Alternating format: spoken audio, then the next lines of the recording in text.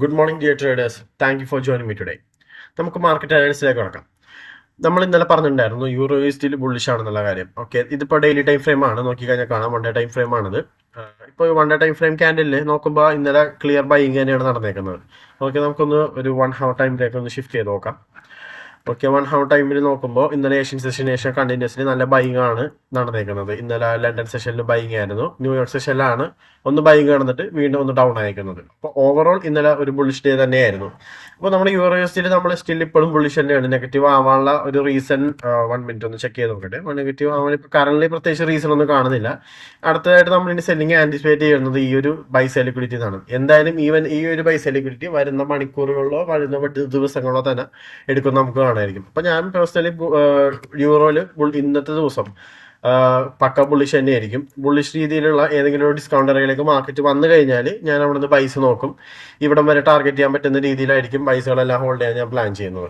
Okay, നമുക്കിനി അടുത്തത് dollar നോക്കാം. ഡോളർ എങ്ങനെയുണ്ടെന്ന് നോക്കാം.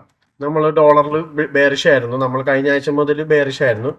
കണ്ടില്ലേ, ഡോളറിൽ പക്ക സെല്ലിങ് തന്നെയാണ്. ഡോളർ വീക്ക് ആയിക്കൊണ്ടിരിക്കുന്നതാണ്. നമ്മൾ ഇന്നലെ പറഞ്ഞത് ഡോളറിന് നമ്മൾ ഷോർട്ട് ഓപ്പർച്യൂണിറ്റീസ് ആയിരുന്നു നമ്മൾ നോക്കിക്കൊണ്ടിരുന്ന പറഞ്ഞു. ഈ ഒരു പീഡിമെട്രിക്സ് അറിയാണ് നമ്മൾ നോക്കി വെച്ചത്. ഈ പീഡിമെട്രിക്സ് അറിയിൽ വന്നു കഴിഞ്ഞാൽ ഷോർട്സ് നോക്കാന്നാണ് ഞാൻ പറഞ്ഞത്. സ്റ്റിൽ ഇപ്പോഴും അതേപോലെ തന്നെയാണ്. ഇന്നലത്തെ ദിവസം നടന്നത് ചെറുതായിട്ട് ബൈയിങ് നടന്നു. അതായത് ഈ പീഡിമെട്രിക്സ് അറിയുടെ ഈ ഒരു പ്രീമിയം റേയിലേക്ക് വരാനുള്ള ഒരു ബൈയിങ് ആണ് ഇപ്പോൾ നടന്നേക്കുന്നത്. രണ്ട് പോസിബിലിറ്റി ഞാനിപ്പോൾ ഇവിടെ കാണുന്നുണ്ട്. ഞാൻ എന്തായാലും ബുള്ളിഷ് അല്ല, ഡെഫിനറ്റ്ലി ഞാൻ ബെയറിഷ് തന്നെയാണ്. കാണുന്ന രീതി എന്ന് വെച്ചിട്ടുണ്ടെങ്കിൽ ഒന്നല്ലെങ്കിൽ ഇവിടെ നിന്ന് ഒരു ബൈയിങ് കടന്ന് ഈ ഒരു പ്രീമിയം അറിയാത്ത ഏതെങ്കിലും ഒരു FEGO അല്ലെങ്കിൽ ഈ ഒരു ഓർഡർ ബ്ലോക്കോ, ഇത് നമുക്കൊരു ഓർഡർ ബ്ലോക്ക് ആക്കി എടുക്കാം. ഈ ഒരു ഓർഡർ ബ്ലോക്കിൽ നിന്നോ അല്ലെങ്കിൽ ഒരു OB മൈനസ്, അതായത് ബെയറിഷ് ഓർഡർ ബ്ലോക്കിൽ നമുക്കൊരു സെല്ലിംഗ് ആന്റിസിപ്പേറ്റ് ചെയ്യാം. അല്ലാന്നുണ്ടെങ്കിൽ അടുത്തൊരു പ്രോബിലിറ്റി ഞാൻ കാണുന്നത് ഇവിടെ ഒരു FEG കാണാം. ഉണ്ടല്ലോ ഡെയിലി ടൈം ഫ്രെയിം ക്യാൻഡിൽ ഈ FEGയിലാണ് ഇപ്പോൾ മാർക്കറ്റ് മിറ്റിഗേറ്റ് ചെയ്ത് നിൽക്കുന്നത്. അപ്പോൾ ഈ ഒരു FEGന്നും ഒരു ഷോർട്ട് സെല്ലിംഗ് നമുക്ക് പ്രതീക്ഷിക്കാം. അപ്പോൾ ഒരു ലോ ടൈം ഫ്രെയിമിൽ ഒരു 15 മിനിറ്റ് ടൈം ഫ്രെയിമിലൊക്കെ നല്ല ഒരു സ്ട്രക്ചർ ഷിഫ്റ്റോ അല്ലെങ്കിൽ ഒരു റിവേഴ്സൽ ക്യാൻഡിൽസ് എന്തെങ്കിലുമൊക്കെ കാണിച്ചു കഴിഞ്ഞില്ലെങ്കിൽ നമുക്ക് ഡോളർ ഷോർട്ട് ചെയ്യാം. അതായത് ഡോളർ ഷോർട്ട് ചെയ്യാന്ന് വെച്ച് കഴിഞ്ഞാൽ എന്താണ്, യൂറോ USD നമുക്ക് അവിടെ ബൈ ഓപ്ഷൻ ആണ്. ഡോളർ കോറിലേറ്റർ പെയർ ആയിട്ട് വരുന്ന ഇൻവേഴ്സ് കോറിലേറ്റർ പെയർ ആയിട്ട് വരുന്ന കറൻസീസ് ഏതൊക്കെയാണ് അതെല്ലാം നമുക്ക് ബൈ ചെയ്യാം. അതായത് euro USD, GBP USD, AUD USD ഇതുപോലത്തെ കറൻസീസിലെല്ലാം ബൈ ഓപ്പർച്യൂണിറ്റീസ് ഡോളറിന്റെ ഷോർട്ടിലൂടെ നമുക്ക് കിട്ടും. അടുത്തതായിട്ട് ഗോൾഡ് നോക്കാം. ലാസ്റ്റ് ആൻഡ് ഫൈനലായിട്ട് ഗോൾഡിൽ നമ്മൾ പക്ക ബുള്ളിഷ് തന്നെയാണ്. പക്ഷെ ഇന്നലത്തെ വീഡിയോ കണ്ടവർക്ക് മനസ്സിലായിട്ടുണ്ടാവും. ഞാൻ ഇന്നലെ പറഞ്ഞിട്ടുണ്ടായിരുന്നു, ഇന്നലെ ഈ ഒരു ബൈസെൽ ലിക്വിഡിറ്റി നിൽക്കുന്നതുകൊണ്ട് നമുക്ക് ഇന്നലെ ഷോർട്സ് ആന്റിസിപ്പേറ്റ് ചെയ്യാന്നുള്ള കാര്യം. അപ്പൊ ഇന്നലെ മൺഡേ കണ്ടില്ല, കറക്റ്റ് അവിടെ ഒരു ഷോർട്സ് ഇന്നലെ കറക്റ്റ് ആയിട്ട് അവിടെ നടന്നിട്ടുണ്ട് ആ ഒരു ബൈസെൽ ലിക്വിഡിറ്റിയിൽ. അപ്പൊ ഇവിടെ വെച്ച് ഒരു സ്ട്രക്ചർ ഷിഫ്റ്റും കാര്യങ്ങളൊക്കെ കിട്ടിയെടുത്തവർക്ക് നല്ലൊരു ഷോർട്ട് ഓപ്പർച്യൂണിറ്റി ഗോൾഡ് ഇന്നലെ തന്നിട്ടുണ്ട്.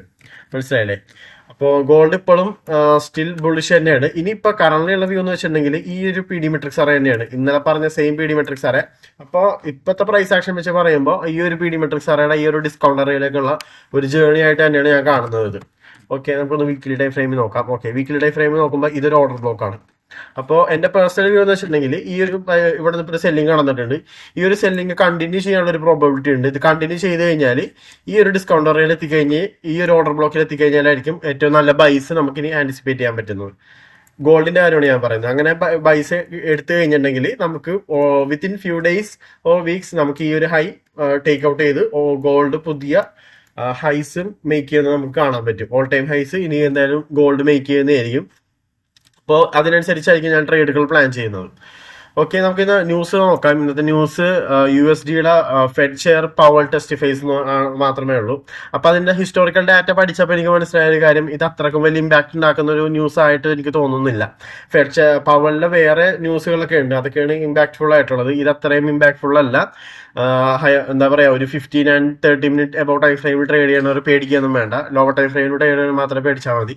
നമ്മൾ എന്തായാലും പേടിക്കണ്ട. ഞാൻ 50 മിനിറ്റ് എബൌട്ട് ടൈം ഫ്രെയിമിൽ മാത്രം എൻട്രി ഫോക്കസ് ചെയ്ത ആളാണ്, ട്രേഡറാണ്. അതുകൊണ്ട് തന്നെ ഞാൻ ഈ എന്താ പറയാ, ഈ ഒരു ന്യൂസിന്റെ ടൈമിൽ ഞാൻ എന്തായാലും എന്റെ പൊസിഷൻസ് ഒന്ന് എക്സിറ്റ് ചെയ്യാൻ ഞാൻ ഉദ്ദേശിക്കുന്നില്ല. ഓക്കെ, അപ്പോൾ that's it for today. Signing off, ഫൗസ് from currency pips.